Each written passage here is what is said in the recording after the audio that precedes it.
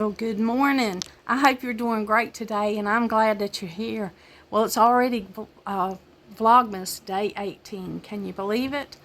I mean, this month is flying by for me. Well, today is Thursday where I'm at, and it's a kind of a cloudy day outside. I can take you outside and show you. So here it is. It's kind of cloudy. It feels cool. It feels like it might be some kind of rain or precipitation today. Maybe even like a snowy mixture of rain and ice. But it's kind of gray out here. Just a typical winter day out here in the front yard. I'm going to go in here and fix me something to drink. I did jump out of the shower. I am filming on my tablet today, and I've got to remember to look at the camera. It's in a different place than it is on my phone. You know, I like to film on my phone and then my camera because it's something my tablet, because I have it handy. It's handy. The tablet's a whole lot easier to hold on to than the phone. If you remember my last Vlogmas video, I dropped the phone several times. So I've got a handle on this tablet, and I thought, well, let me just use this today to record on so that I'm not dropping you around all the time. The cats are just running around having a heyday, and I had a slow to get going morning today, so I just haven't been up and going like I normally am. I did get up today and able to pray and do devotions and take a shower, get some things done. And I was thinking about Vlogmas. I wanted to do Vlogmas today. I don't have a whole lot going on. To tell you the truth, right here, this is like, what is this, the week before Christmas? And it's just, I'm just sort of a little bit burnt out on it all. It's just like it's been a lot. And I'm sure I'm not the only one that's probably feeling this way at this time right now. I'm just, I mean, you know, it's just been general life. It's not like it's been a lot of anything extra or out of the ordinary happening. It's just been really busy. I haven't got to do all the things that I wanted to do. I haven't got to decorate on a schedule. I haven't got to just do a lot of the things that I thought I would get done for Christmas. And it's not from lack of planning, it's just from just having a lot to do. And sometimes I get it all done, and sometimes I don't. Here are the cups that I'm choosing from to drink this morning. Here is this cute little gingerbread cup that I got. I thought it was so cute. I can either drink out of that or a Merry Christmas. I've been drinking out of this one a lot because, you know, we're so close to Christmas and I'm enjoying it so much. My little granddaughter gave me this, and I said, oh, I love this cup. I did a short one time because all my cups said Grandma, and all of Donald's cups said most wonderful Grandpa, best Grandpa, and all mine just said Grandma or Grammy. And now I am getting some that say best Grammy ever. And I said, honey, I really like that cup. And she said, well, Grammy, it's true. And I thought that was so sweet. So I'm tempted to drink out of that best Grammy ever cup this morning because it's just that kind of day. It gets really busy, not only because it's Christmas and the holiday season, but it's also because it's the end of the year, and there's just some things that you have to get done by the end of the year. If you're on any kind of annual schedule, then you know. And so that puts a little pressure on. Well, I'm going to go ahead and pick out the tea. Today is the 18th, and let's see what tea is in my little advent calendar. Oh, it's not telling us what kind of tea it is. Maybe it'll tell me on the tag. It's Harney & Sons. But it doesn't tell me what kind it is. But that's okay, because it'll just be mystery tea today. I can't go wrong with Harney & Sons. I love it anyway. I think it's Earl Grey. It smells like an Earl Grey. I'm tickled to death. It's a great thing to have this morning. The kiddos built a little gingerbread houses yesterday. That was really sweet. They built 3 or 4 little gingerbread houses, one each, and then of course they helped Madeline make hers. They turned out really cute, and I got tickled at my little grandson. He was tasting his before he ever got it done. Donald picked up some household oil. You're going to see that in the background. So they occupied themselves with that yesterday, and that was a good thing. I bought wrapping paper yesterday. Well, the day that I went out. I didn't go anywhere yesterday. I might have went to the pharmacy. I'm not sure. But if I did go anywhere, it was very close by. I didn't take a lot of time out. I don't like to go out when it's super crowded. And we live in a small town. We are still in Appalachian, but we are what they call the flatlands, the low part of Appalachia. So we're not deep in the mountains. We're not in the middle of Appalachia like my mom grew up, but we are still in Appalachia. And so we're in a small town, and of course, like many other places, it has grown tremendously, and it's got a lot of traffic and a lot more people. And here at the holidays, I realized that a lot of people are out of work. They get, they have to take their vacation that they didn't take all year long, and they have to take some days or lose them. And so there's a lot of people that's out of work on this week. I mean, they have the whole week off. So, of course, when they're out of work, they're shopping and they're around the area. And so our area has been very crowded. It has just been a lot. And, of course, they're working on the road in the area where I live because they're expanding. Our town is building and expanding.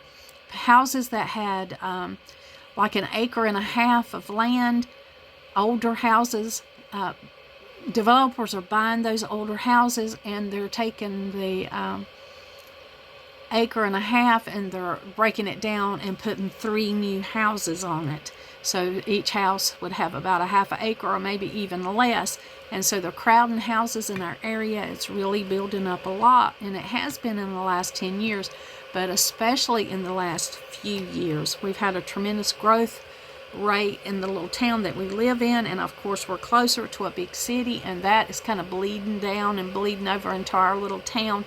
So it's really growing, and it's busy, and they're doing a lot of road work, and they're doing a lot of building in our area. So what used to be a quaint little town is becoming hustle and bustle, and is getting very, very busy. So in our area right now, it's picked up with that a lot. And that's what we're dealing with. But that's okay, because that's just part of life, isn't it? But whenever everybody's out of work and at certain times of the year, it just really gets busy. So I try to stay in as much as I can when it gets really busy like that. Like this time of the year, I like to have things done early. I've got most things done, and that's a good thing. So I'm not having to run out a lot. And I'm pretty much prepared as far as family and all that goes. And I'm not going to get out here and do a lot more. I'm not going to do a lot of shopping or anything like that. So that's good. Most of that's over with. But then you sometimes still have to do basic things. And so I've been trying to fit those things in. Well, it does look like it's going to rain. It's even darker now than it was when I showed you a while ago. I'm anxious to go ahead and have this cup of tea and get started with my morning and try to get some things done around here that makes a real difference. If you're busy in this area, then it pulls from this area, and then you end up having a lot of things that you do on a daily basis, maybe not getting done as much because you're doing all this other stuff. And we are just human. There is just one of me, and I can only do so much. So in that dilemma, like, help me make the right decision. In my prayers, Lord, help me make the right decision today. Help me go where things are needed, where it's important. My poinsettia is drying out back here. If you can see back here, it's drying out. I've tried to keep it watered. I'm not sure. It's probably just too warm in this house for that poinsettia. I find that those do better if it's in a cooler area, and it's probably just been too warm for that thing. And my other little one that Donald brought me over on the other side of the tree, it's a little bit dried out too. But I'm not going to worry about them. I put the one he gave me right here. It's a smaller one. It might not look smaller in the video, but you can see right here. It's actually doing better. It actually looks better than the bigger one that I purchased. I got this one from Sam's, and I've kept it watered, but it's drying up on me. It's just falling off. You can hear it just dry and brittle, and it's still moist in there, so whatever is going on, it's not able to absorb the moisture. So I'm gonna have to get in here and clean it up. Just get all these leaves and pick them up. I don't think I've ever had one to shed quite this bad. I think what happens with these, like in this case, is they don't get the best of care before you get them, and so then when you get them, they're in this shape. Now there's a greenhouse or nursery that's close by. Now they absolutely have gorgeous, gorgeous poinsettias. I didn't get to show you that. I wanted to go to that and take you and show you those beautiful poinsettias in mass. They were just phenomenal. I just love to go look at them. But then, of course, they're expensive. They're a lot more expensive than the ones you get at a department store.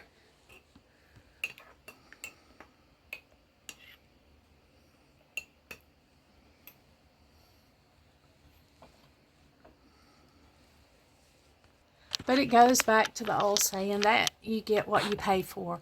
So at the greenhouse, they're a little more expensive, but they're a better quality by far.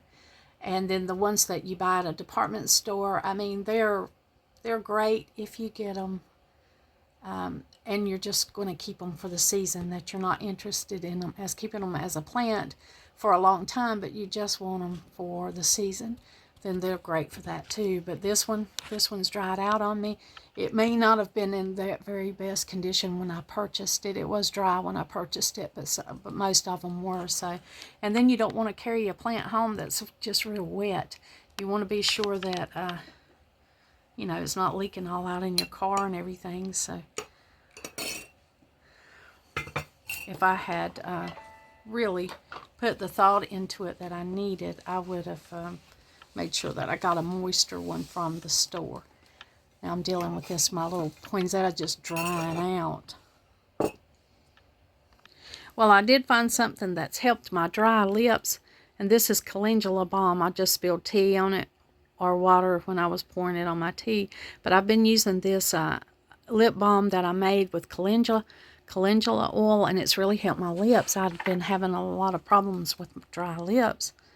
And I thought, well, let me go in here and see what I got left of my lip balms and salves and things, and see if there's something in there that would be good for my lips. And it has. It's helped those dry lips a lot. So I pulled that out. It's just a small little size. It's easy to go in your purse. So I've been taking it with me and putting it on before I go out in the cold, and it's helped me a lot. So I'm not having that irritation from those dry lips all day. I've still got to pick a day and go ahead and catch up on my comfrey salves. I've got infused comfrey oil that's ready to go, and I can go ahead and make salve. I like to do it at the beginning of the year and try to make enough for a year's supply and all the things that I use. And there's just a few things that I've got to get in here and get serious about. And I have to do that, and maybe I probably won't be able to do that until after Christmas. That's just one of those things that will probably end up having to wait no matter how hard I try. That's something I think I'm going to probably will be doing after Christmas.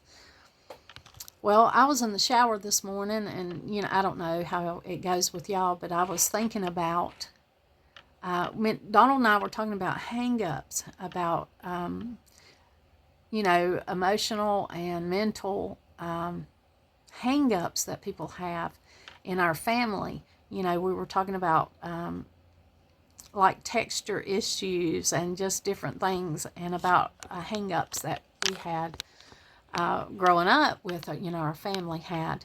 Now, I told you the story about my mom. She was afraid to drive for a long time. I'm not even sure what age she was when she learned to drive, but my dad, you know, when she had her fourth child, he insisted that she learn to drive. So he really pressed on her the necessity of her driving, because he was a construction worker, and like he would always say, they don't build in your backyard. You've got to go to the construction site. So he wanted her to be able to drive, to know how to drive and be able to get herself around while he was at work, you know, while he was working construction, not really close by, you know. And she did. She had to catch rides from other people, and when she got jobs, she had to find somebody that she could pay them to ride with them to work. And so it was a hardship not being able to drive. Well, he insisted that she learn to drive, and he taught her how to drive, and she thought that he was cruel for teaching her how to drive, that he insisted and made her learn. And you know, my mom grew up in the Appalachians. My dad, you know, we're an Appalachian family, and so a big thing when I was growing up was nerves. My nerves are bad. My nerves. I'm too nervous to do that. But she was afraid of having an accident. So she was afraid to drive because she was afraid she'd have an accident. And so actually what it was anxiety. But before they, you know, knew that it's anxiety, Appalachians would just say nerve. They have a nerve problem, you know. But that's one of the hang-ups. She didn't want to learn to drive because she was afraid that she would have a wreck, and, you know, she was just afraid to drive. But she overcame that. And that was the thing that I was thinking about in the shower this morning. Now, my dad, he didn't allow for a lot of weakness. You know, even as children, he just didn't allow for weakness. And to him, if something inhibited you or kept you from doing something, it made you weaker. So he had a rule about, we're going to overcome these things. Well, it's just like swimming. Now, my dad was a lifeguard in the town that he grew up in, his hometown, in the community center. He was a lifeguard when he was a teenager. So, you know, he could swim like a fish, and he could save other people that struggled to swim. So he was confident in that area. Well, growing up, when we learned to swim, he was not a gentle teacher. He thought that there was things about life that would teach you in a way that nobody else could teach you. And so this is how I learned to swim. We go out on the boat. We're out on a boat, and he just pushes me off. He just pushes me off of the boat, and I go into the lake, and then I just start moving my arms. I pop back up, you know. After being pushed off and going under, I go back up, and then I just started moving my arms. So I was basically floating, and then I dog paddled, and then he jumps in and shows me how to. But then Daddy jumps in with us, and then he starts showing us how to swim, how to move our arms and kick our feet, and then we swim. And of course, it wasn't long until, you know, we swam like fish too. We were just as good swimmers as he was. And so I've always been a good swimmer since that, but I learned to swim by sinking or swimming. I either had to move or I was going to sink. Now, that sounds cruel, but he was right there, and he had the skill set and the knowledge to help me and my brothers and sisters that were learning to swim. If anybody was in trouble, he could have jumped in with his lifeguard experience and saved us. So it sounds like he was cruel in a way. He was, you know, just heavy-handed. It's the way he learned a lot of things, and then that's the way he taught us a lot of things. But I just throw that in there to say that we all come from different backgrounds, and we all have different experiences. And I'm from an experience where we were expected to overcome the things that held us back or kept us from moving forward or learning. And it's later in my life really proven to be a great asset to learn to do that. I'm not advising anybody to push their kids off and teach them to swim by sinking or swimming. I'm just sharing a story with you that's how I was taught to swim.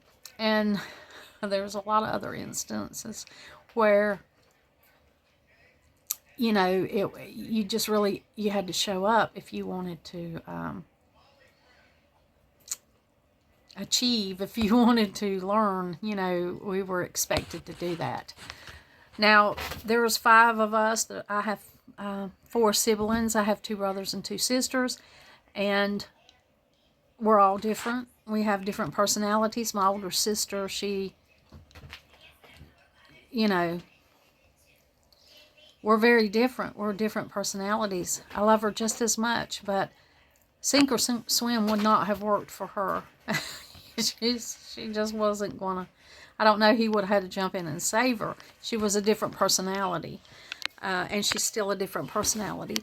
But I'm saying all that to say that we all have differences, and we all have hang-ups, and how we work through those is what makes the difference in our life. And Appalachian Way was kind of rough. It was, you had to hit the ground running. You had to learn fast and jump in and help and do a lot of things. And so that is the culture that I was raised in. And it served me well later in life. I've got to say, it has made me realize responsibility and learn things outside of a comfort zone. I was not a coddled child. I was a small child, you know, just small in stature. I wasn't a real big kid. I wasn't big boned. I just wasn't big. I was just a small, little skinny kid. And hanging in my living room, if you can see, there's a picture of me and my dad right there in the middle. We went to the beach and we got in one of those little booths and took this picture. And I want to say I was probably about 5 years old here. So you can see, you know, I wasn't a tall kid. I was not a thick kid. I was skinny and small, and I expected to be very tough, even though I wasn't very big. But anyway, that's just, I wanted to share with you how I learned to swim, and just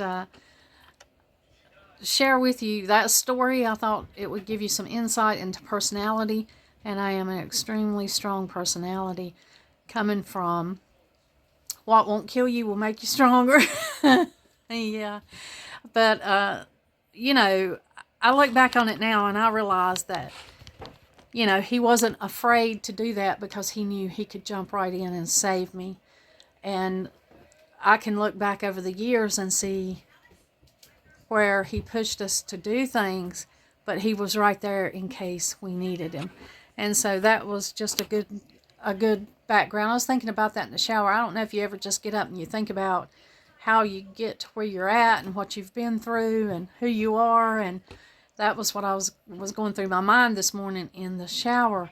The incredible small things that's made me who I am. And I thought I'd share that with you today in this video. And I'm going to go ahead and drink this tea in my best Grammy ever cup.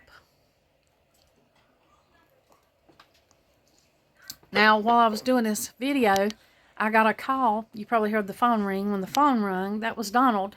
And I was going to get gas the other day, but it was so crowded out that I didn't want to stop at the pump and get gas. It was just a lot of people and a lot to deal with and a lot to be aware of.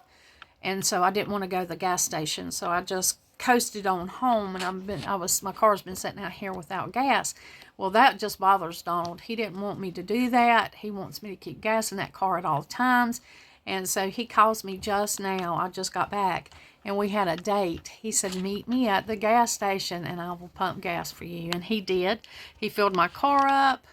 Grabbed lunch at one of our little favorite places right here. I brought mine home. I didn't eat all of mine. I got chicken wings. They're really good, but I did not eat them all. So I brought them home to eat later. I brought half of them. I should have just got a smaller order. But here they are. So I'll just have that later. No big deal, right? But we had an impromptu lunch date because he was up this way checking on a property. He had to do, you know, what he does on his job. And so we did all of that. We met, had a lunch date, got gas. It was really sweet. I enjoyed that. That happened right in between this video, so if it looks a little choppy. And now the kids are here. So the kiddos are here, and they got to get their coats and everything off, and my day is starting. Thank you for joining me for Vlogmas. For Vlogmas Day 18, not a lot going on, just regular things today. Kind of a slow day. It's Thursday. It's not laid back Friday. It's Thursday, but it's not a very busy day. I still have a tremendous amount of things to get done. I'm not going to stress them. I'm going to do what I can today. Always glad that you joined me. Remember, if you're not subscribed, to subscribe to me and help me out with that. I'm a small channel. I need your subscriptions, and I need your views, and I need your comments, and for you to share if you like this content and you think you know somebody that would like it too. Thank you for joining me here on Vlogmas Day 18. And like always, until next time.